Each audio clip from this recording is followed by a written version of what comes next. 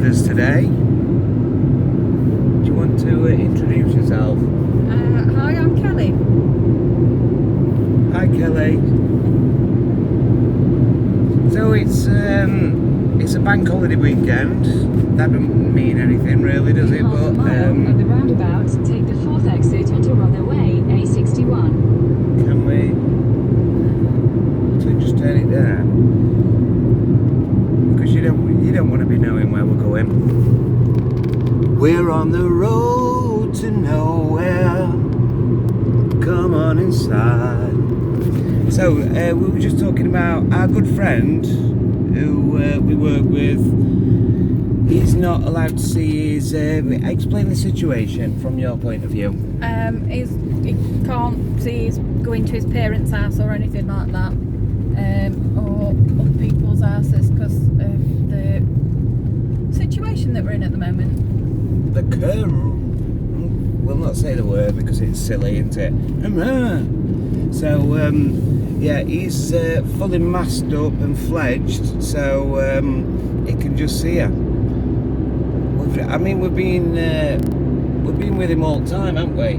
Through this, through thick and thin. Yeah. And the things that are going on, it's really strange where they're pushing it. It's like, in my opinion, it's trying to get us to give consent to allowing them to do anything you want. So, for example, if there is a killer virus out there, for example, and you have been vaccinated, then what's the problem with me not vaccinating? Because if you're vaccinated, you've got no problem with me.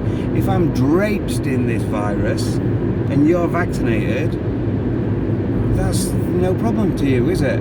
What do you think about that, Kel? I don't necessarily agree with that because it's a bit like with measles and things. It's alright if I'm vaccinated against it, but for example, my son might not be. You then give it him because he's not got a vaccination because he's not old enough to have it yet, and then he gets really badly and something really serious happens. And I'm in the wrong way. Go and shove them out. Just bumper to bumper cars. Bumper cars with Cal, we should be calling this. So, wow. She pulled into this car park earlier on and she banging handbrake on, riding clutch, drifting it. She got back end out of this. What car is it? This is a Kia Picanto.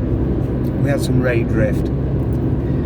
Anyway, after I've changed my underwear, we're back on the road. We're on the road again. So, yeah.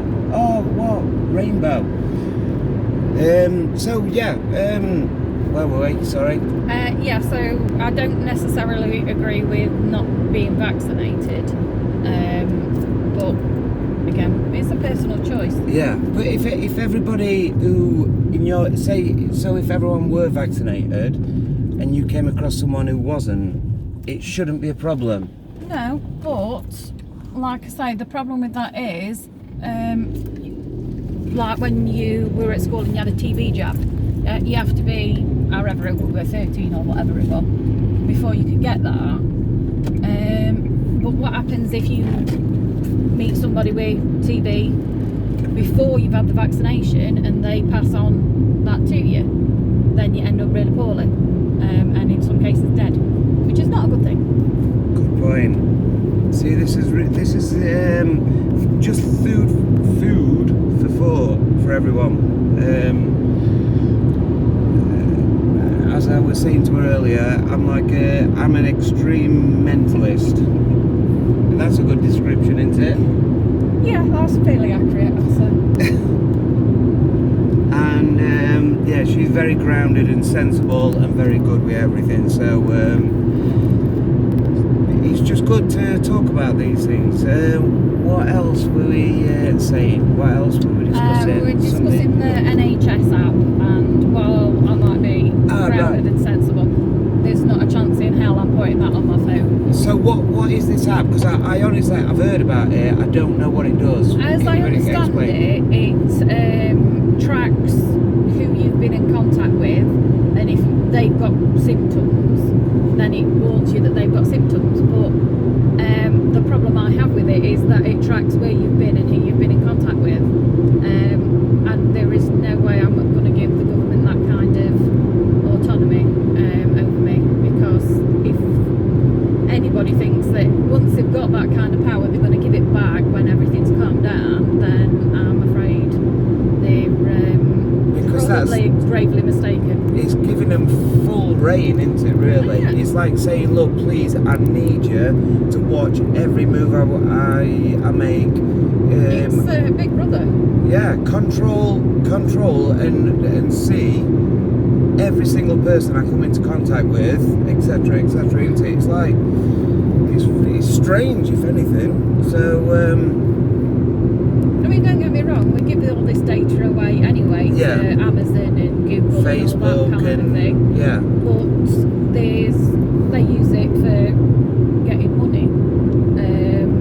And advertising and things, mostly, isn't it? A slightly different entity in it, so. Yeah. But this one is, I don't know, but see, like, if you check back if you moved away and came back in a year's time, they are gradually, it feels like to me, they are gradually pushing these little things in step by step, aren't they? Have you seen any of the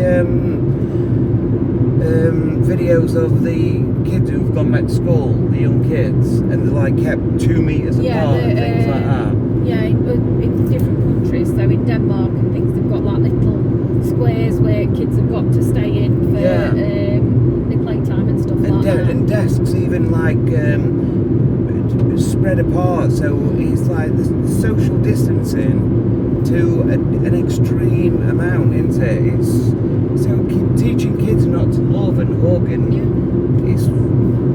I disagree with it strongly, but I would never now send my kids to school, because I think this thing is going to get so strange. We don't know what we're putting them into. It's like giving kids computers and iPhones and things like that. It's allowing, do you know, instead of having, say, like a family computer that everyone knows what everyone's doing, for example, that would be better, wouldn't it? Really?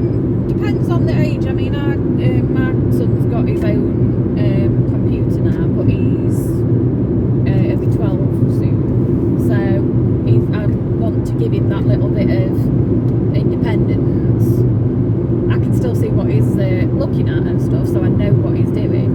But it gives him that little bit of independence, so that he's not, I'm not basically wrapping him in bubble wrap. Yeah, because if we arm our kids with the right tools to understand how this world works, and there are going to be liars out there, and you have to use your own discernment to understand this thing and work it out for yourself, because at the end of the day, in my opinion, parents should be there to just arm your kids and give them as much information as we can, so that when we're not there, they're going to be fine. Well, the fact of the matter is, you don't really learn anything unless you do it, do you? Yeah. At the end of the day, you can tell kids as much Everything, as don't but touch they will the still, fire. we've done it, but haven't they're we? not going to learn that until they actually burn this end. Yeah, we've done that, haven't we? We've as parents have said, don't do that. We've said, no, we want to do that. We want to learn the hard way. And let's face it, if you tell somebody not to do it,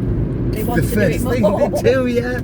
Oh yeah. Oh, don't look over that. Don't look at that. And everyone's like, straight away. So, yeah, it's strange, but it's human nature. yeah, I think, and a lot to do with language as well. So what I've heard, we don't hear negatives. So if you say don't look at that, we don't hear the negative that is don't, and we just hear look at that. So straight away we're like, anything to add anyway? No, I think that's about covered it.